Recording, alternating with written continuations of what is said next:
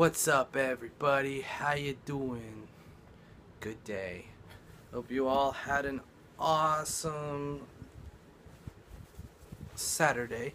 My Saturday was successful and satisfactory, I suppose. um, so I went car shopping some more today. I was able to go check out the smart car, and I went with my dad, so I was able to kind of convince him that it can be considered something we should be considering for a number of reasons. Um, and we test drove it. It was a little different, a little weird. Like the brake pedal was, and the gas pedal might have been too, but the gas pedal was tall and thin. The brake pedal has round, and the brake pedal definitely was anchored to the floor instead of up above. When you push the brake like that, you just tilt your foot and it goes back. Whereas when it's on the bottom, you got to give it a little bit more force. Maybe it was just that one. Maybe it was calibrated and tightened up on the one I test drove. Who knows? Maybe that's the case. So technically, it is a manual, but it's kind of a hybrid manual automatic. So if I want to, I could shift it into manual, and there's no clutch to worry about, but I would have to change the gears manually, which there's no point in bothering to do that. So I'll keep it on automatic mode. But shifting out of first and second gear, you feel it a lot more. So I'm driving, and then I get to the edge of first gear, and normally you just hear it in the car in an automatic. Well, in this one, the car kind of, if I'm pushing it a little too much, then I'll feel like a forward tug because the car will slow down for a second while it shifts gears. And so it's like, oh, now I'm in second gear. Oh, now I'm in third gear. And then switching out of third gear into fourth gear is a little bit more smooth. But for first and second gear, you really feel it. She warned me, and I felt it exactly. But it's got a lot of space, a lot more space than I was thinking it would. And it's got space behind the seat too. The engine is in the back, but the fluids are in the front that go back to the engine. So if I need to refill wiper fluid or steering fluid or maybe change the oil, I don't know. That's in the front, I guess, but the engine itself is in the back. And it's like inside this little compartment, so it's like a little shelf right behind the seats, and then there's just some space behind the seats. So it's like easy fit for some groceries or other things or whatever you want. A couple boxes maybe, not too big. They can't be too big, but still.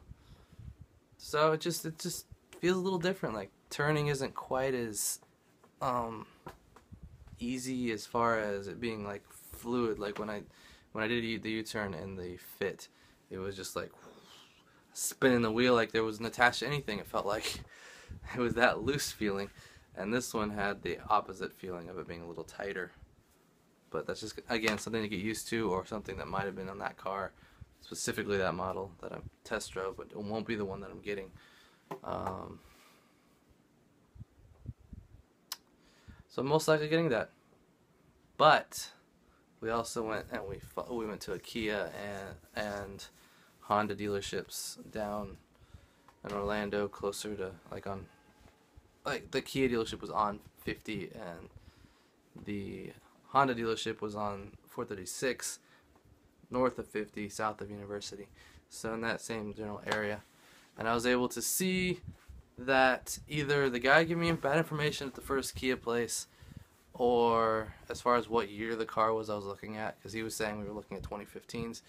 We might have been looking at 2016s because the guy showed me 2016, and it was like exactly the same, and it was the same price and everything. So definitely glad I didn't jump on board for anything at the Longwood Kia, because they didn't know what they were saying, and they were pushing. So I knew what the pricing was for the car that I would want if I got the Kia Rio. So then we went to the Honda place, and there were 4 in stock. They thought. The couldn't find two of them, a silver and a black. There was another black on the showroom, and then there was a blue one, but they were all the EX, the more expensive ones, like the one I test drove in Sanford, as opposed to an LX, which is the cheaper version. They didn't have any though. But we went down and we looked at the blue one. Great color. I really liked the way it looked. But it had taken some damage in transit, and there was like a little dent on the passenger side rear door. The black like rubber strips going along the roof were loose, and there was a little bit of rust around. I don't know if it was the car's rust or the truck that brought it in, but it looked like there was a little bit of rust around the moonroof too.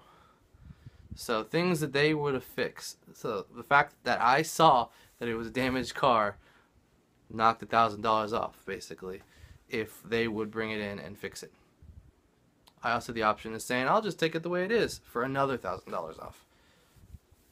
So that lowered the price of the higher model Fit, more expensive EX, down to the same price, to below the price of an LX, down to the same price as the Rio, which pretty much knocked the Rio out of running.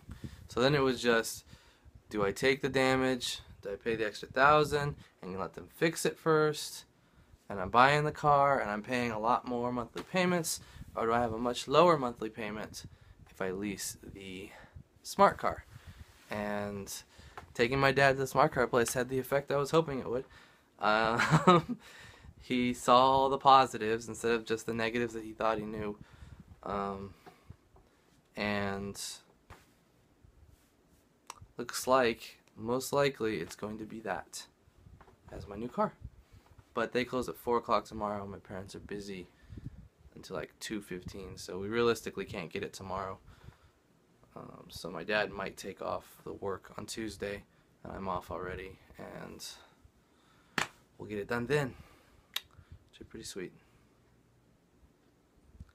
Anyway, I'm gonna close, and then I went to work. Ta-da! And I worked a short shift, 6 to 11, 6 to 10, I should say. I was there till 11. And things were going well. I mean, I was like, I just got a mop. I gotta finish flipping over everything into the newer, cleaner pans, and it was going to work. I was gonna be done right about 10 o'clock. And then this guy walked in at like 5 minutes till 10, and he ordered 4 wraps. I hadn't had any wraps that night. I didn't have to make them. I didn't have to deal with it at all. And I was like, leave it over there. And he comes in, and I'm like, ah. And then he just nonchalantly, like, no big deal, doesn't realize I'm closing in 5 minutes. He orders 4 wraps and a large smoothie. And then he pays for it with a $100 bill. Again, no big deal. And then he just walks out the door and leaves. These other people come in, and I'm making the wraps, and they're waiting on me to finish, and they wound up not wanting to wait, realizing what time it was, about to close, and they left. And so then as I finished the wraps, he came back in. I was about to make a smoothie, and he said he needed to go to the bathroom, so he used our bathroom, and he left a mess in the bathroom that I had to clean up. Everything was going so well, and then I thought about 10 till I'm like, I could lock the door and nobody would know. Maybe I should.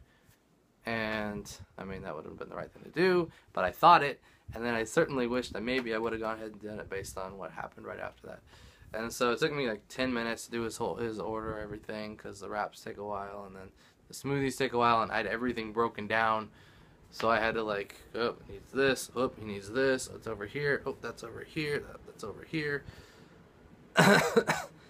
And it was just like, why did that have to happen right then? Then I came home after I finished everything. So now I'm going to end the vlog. Good night, everyone. I'll see you tomorrow.